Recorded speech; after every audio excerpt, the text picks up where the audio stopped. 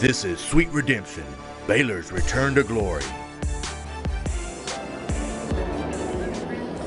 Good evening to you and welcome inside the Mercedes-Benz Superdome, home of the New Orleans Saints, and tonight is the home of the 86th Sugar Bowl Classic between the Baylor Bears and the Bulldogs of Georgia. Good evening to you and Happy New Year. Welcome inside where we are ready for a big-time ball game between Baylor and Georgia. Over the next 30 minutes, we're going to take you through every aspect of this game, get you set for kickoff tonight at 7:45. Of course, Baylor, one big tool back in the chest this week. Charlie Brewer returning after the last time we saw him leaving the field with that concussion during the Big 12 championship game. He's had some time to rest up. It wasn't just that game, though, that led to that concussion and those bumps and bruises. Carrying the ball 138 times this year. That is the most of anybody on this Baylor squad. Charlie has now had a couple weeks to rest up, get ready, and he's been with the team practicing and will start in this football game tonight. I think for everyone it's been good. For me personally, I've kind of been able to get my feet back under me a little bit and kind of detox and just kind of get my body feeling good, along with everyone else on the team and every other team. Whenever you get 2-3 weeks off after a brutal 13-week season, helps a lot. Charlie's all ready to go. I mean, he's had a great 5 or 6 days back to practice. He's a tremendous leader for us, has been for the last 3 years, and he's excited to play in the football game. He's sharp, ready to go, and we're expecting a big game out of him. Of course, it was in this building last year where Brewers fellow Austinite Sam Ehlinger had a big game for the Texas Longhorns, beating Georgia and declaring that Texas was back last year. That remains to be seen. But Baylor is certainly back here on the national stage, a chance to perform in front of a primetime audience here in the Sugar Bowl. Now, they've done this before. Matt Rhule saying earlier this year when they played the Oklahoma Sooners that he wanted that stage to provide an opportunity for Baylor to showcase the university and what this football program is all about. Another opportunity to do that tonight, one the Bears are certainly looking forward to. Yeah, it's huge. Pretty much the whole country will be watching, so I think it's huge for our program, our university as a whole, kind of show the world what Baylor football is. And going against a top 5 defense it's amazing. Like I'm ready for the challenge. My hope is that our program takes a step in this game and we fight, scratch, and claw, get the game down the end, we make one more play than they make, and we find a way to win the game. So Baylor, a big opportunity tonight to perform on this stage against this Georgia team, but things like this, they certainly don't happen overnight. It's been a long journey for Matt Rhule and this Baylor football team, and for more on that journey, what's led them here tonight, let's send it back to Waco and welcome in Mandy Knight joining our coverage. Mandy? Hey, Maui, 1-11 for sure is absolutely 1-11 is absolutely a pretty crazy thing to have 2 years ago in 2017, and to take a look back to see how far they've come, we'll take a look at this story. It's hard to imagine that just 2 years ago, the Bears had 3 quarterbacks battling for the starting job: Zach Smith, Anu Solomon, and Charlie Brewer. Brewer's freshman year, he dazzled fans the first opportunity he had entering the game against West Virginia, where the Bears trailed 38-13, and then Brewer led the team to scoring 30 unanswered points.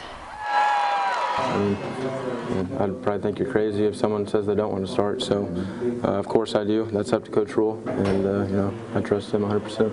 Now that Brewer is a junior, he's racked up a number of impressive accolades, and he's 10 yards short of passing for 3,000 yards, which he'll accomplish tonight in the Sugar Bowl.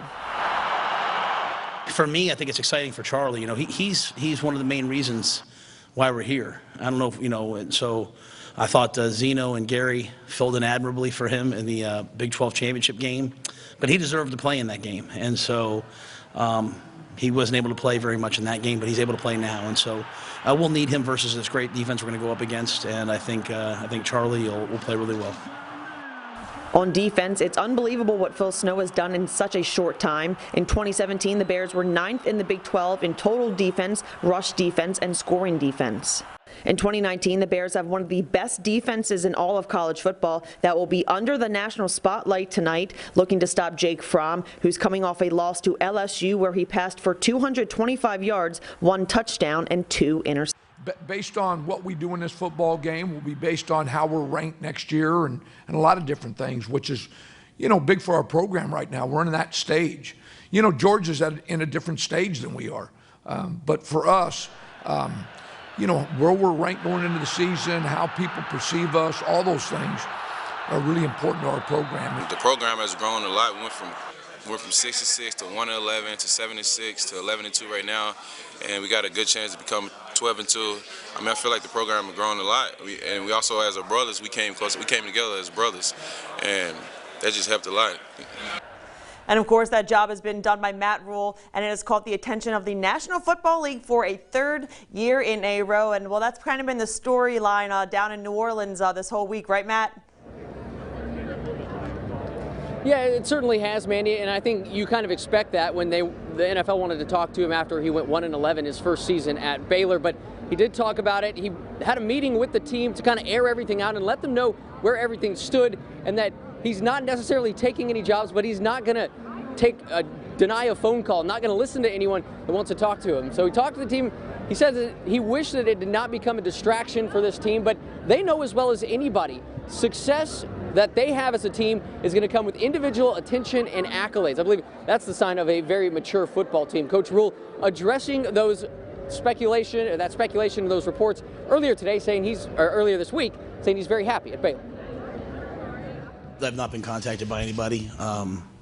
But I mean, it's certainly a distraction in that our guys are answering that instead of talking about the game, which I hate. But talking to James Lynch yesterday, like he said, it's part of my job. When our players play well and when they do things like they've done, going from 1-11 to the Sugar Bowl, people are going to take notice of not just me, but my staff.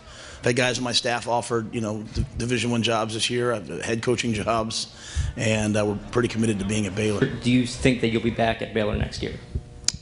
Yeah, I plan on that. I certainly think I will be.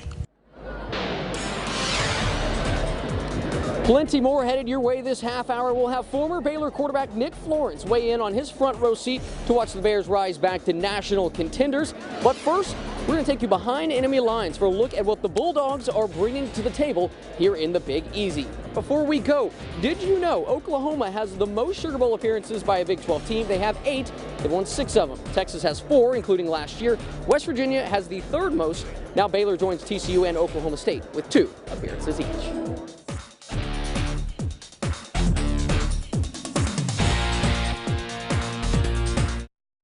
You're watching Sweet Redemption, Baylor's return to glory.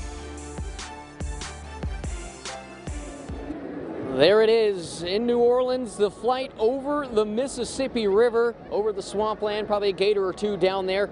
Home of the Sugar Bowl between the Baylor Bears and the Georgia Bulldogs. Baylor's 2nd ever appearance here in the All-State Sugar Bowl. And welcome back inside Mercedes-Benz Superdome. Again, Baylor's 2nd trip to the Sugar Bowl. They didn't even play it here the last time Baylor made it in 1957. Georgia, quite the opposite. They were here just last year, falling to Texas. And for a look behind enemy lines, we send it out to Georgia from Brendan Robertson. Well, the Georgia Bulldogs arriving in New Orleans hoping for a sweeter finish to this season than last year. Well, they got whooped by Texas in the Sugar Bowl. It'll be the last time for many Dogs to play in that uniform. Some won't even get the chance for different reasons. 6 different starters from the SEC championship game won't be there, and counting injuries and other reasons, Georgia could be without a quarter of its scholarship players for the game. But Jake Fromm sees it as an opportunity for the young guys, and Charlie Warner says, well, the Dogs desperately want to go out on top. I think it says a lot about the guys who are here, who are ready to step up, to the challenge and ready to go in and compete. I think it's an awesome opportunity for those guys to show what they've been working on all season. I don't want people to be, especially my team, my teammates and other people like fans, to be like unappreciative of where we're at. There's not many teams that can do what we did this year. To see how hard these guys have worked to achieve our goals, and yeah, we didn't go to the national championship, or the Final Four, but to see what we've accomplished in 4 years, and especially this year, it's been cool to see. I'm sure it's been a busy week down on Bourbon Street. You guys have been working hard, so feel free to bring me back something real nice from the Bayou. With a quick look at the Georgia Bulldogs, I'm Brendan Robertson. Back to you. Great stuff. Thanks so much, Brendan. Now, the Big 12 has a reputation of a lot of high-flying offense, but we started to see that turn, led by a team like Baylor in Texas, who was so physical with Georgia here last year. So the Dogs definitely expecting a 4-quarter fistfight this evening. I like being able to play a high-quality opponent that we get to play that you respect and know comes from an awesome conference. They played a team in the playoffs to the very end twice, and so you know you've got an opportunity to go out and play a really good football team. They make you play them honest. You know, if you want to take away the wideouts, well, they're going to be able to run the ball. If you want to take away the run, they're going to be able to throw the 50-50 ball outside to guys like Mims. And then they have shifty backs, and their quarterback's just a winner. You know, Brewer's a winner.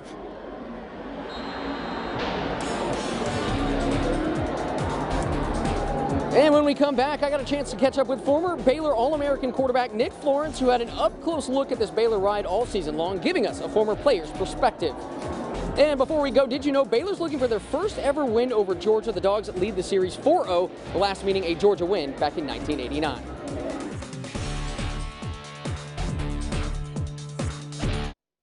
You're watching Sweet Redemption, Baylor's return to glory. There it is, a look at the Mississippi River and the Steamboat Natchez, revived in 1975. The steam engine paddle wheeler, a fixture along the New Orleans Riverwalk these days. Just saw Uga walk by here, no sign of Bevo, so feel like the coast is clear for him tonight. But Baylor football team, they are out and hungry to get a victory in this ball game tonight. It's been a magical ride all season long, and I was able to catch up with former Baylor quarterback and All-American Nick Florence, who now works as the Associate AD for Major Gifts with Baylor Athletics, to talk to him about this ride with Coach Rule and the Bears. You're still so close to this program and work so closely with Baylor. How much fun has this ride this year been? Man, it's been a dream come true.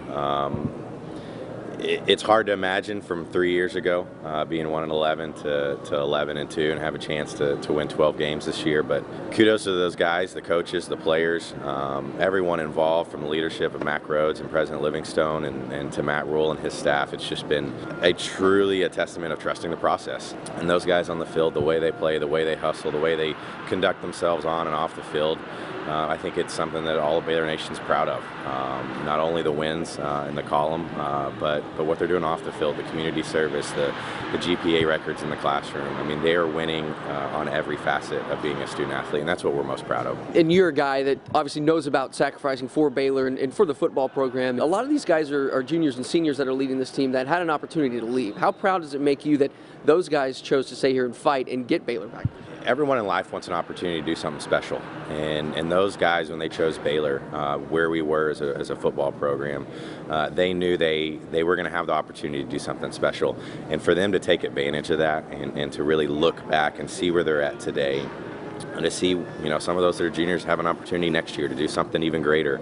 But they chose Baylor because they believed in the mission and the vision of who we are, what we stand for, what the coaching staff showed them and told them.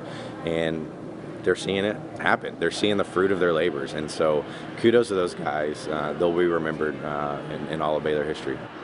Coach Rule talks a lot about his conversations with you, and just what has your relationship been like with him throughout this process of these 3 years?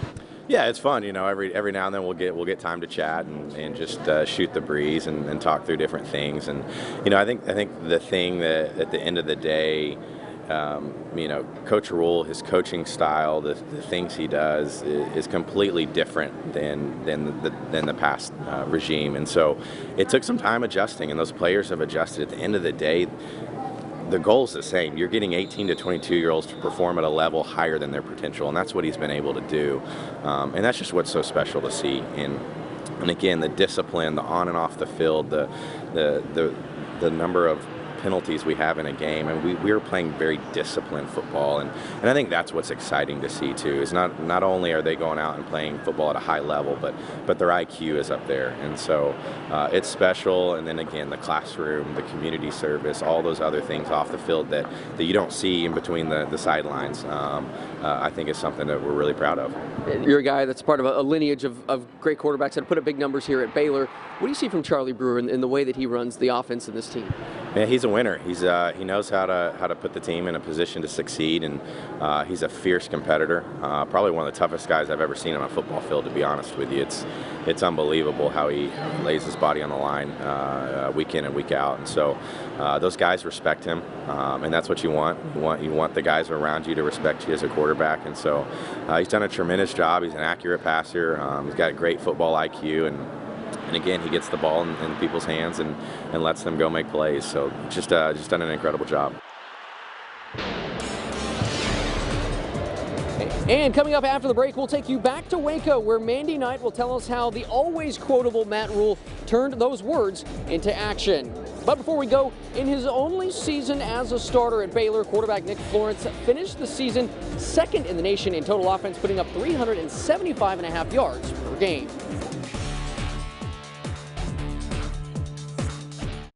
You're watching Sweet Redemption, Baylor's return to glory. Well, the green and gold were loud and proud this week and this morning in the Big Easy, representing yesterday at the pep rally in the French Quarter. Bears fans fired up for this game and fired up for the state of this program. And now Matt Rule, he's done an outstanding job at Baylor, taking the head coaching job at a time that was one of the least desirable jobs out there after everything the football program went through, from cleaning house. But it certainly has proved true that Matt Rule is the guy for the job. Now, Matt Rule, he is known for his different mottos that he stresses to his players, and the number one is trusting the process. At the time that he took over the program and just posting one win, he promised his players if they continued to progress and work hard, that they would eventually get to that next level. And working hard comes from his blue-collar background, coming from up north in Pennsylvania. And number three, playing for him, you will have a chance to go to the NFL. His impact on players goes way beyond the gridiron. I mean, it definitely has changed since I first got here. It was probably a little more, hectic when I first got here and stuff like that. And now it's, pretty stable and kind of, Coach Rule has really implemented his style of football and his culture of what he wants. So I would say, yeah, it's definitely different. I feel like I came a long way. I came from really just, not really knowing coverages, not really knowing football, not really knowing receiver like that. And I've grown a lot to become an elite receiver and become an elite player and also a person outside of football. Denzel Mims is one of those players who will be making his final game as a Bear tonight.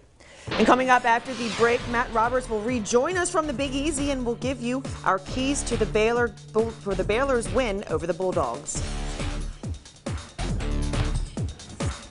Did you know that Baylor's program, this is the first coach in program history to lead his team to a bowl since his first 3 seasons? You're watching Sweet Redemption, Baylor's return to glory. Good evening to you. About an hour and 20 minutes from Baylor kicking off in this much anticipated Sugar Bowl. How do the Bears get it done tonight? Well, let's talk about it. Mandy, how do the Bears get this win over Georgia this evening? Hey, Matt, well, I definitely think that Baylor has the capability to get that victory. We'll take a look at my keys to the game right now. And first and foremost, Charlie Brewer has to use his leg. He's the leading rusher, as you've talked about this week, and anytime he can be a threat on the ground and in the air, they have success. And, of course, as we've talked about with the leading up to the Big 12 title game, time of possession is always key. When the Bears have control tempo in the game, they always come out on top. And, of course, they have to take advantage of Georgia's defense. Of course, Georgia's defense in front seven is one of the top defenses in the nation, but they'll be without some of their key guys. And so that's what I got. Let's throw it back out to you, Matt, for the final word on how they'll get it done. Yeah, thanks, Mandy. I think they got to punch first, and that doesn't necessarily mean on offense. That could be a sack, a turnover, so a big play to really set Georgia back and get off to a good start. Offense has got to stay ahead of the chains. This is a very tough front seven, even without some of those pieces for Georgia, so you do not want to get in 3rd and longs against this defense. We talked about it before the Big 12 championship game. Field position is going to be key. You need to make Georgia drive the field in this one. So, going to be a great game getting started here in about an hour and 20 minutes or so. Thanks so much to our sponsors this week, Van Dyke Capital Management, Texas Professional Exteriors, and CTWP Digital Solutions. We appreciate all of their support. Bears and Bulldogs. We'll have a full recap for you coming up tomorrow at 5:30 and 9. But until then, live in New Orleans with the Bears, I'm Matt Roberts. Thank you for watching the special Sweet Redemption, Baylor's return to glory.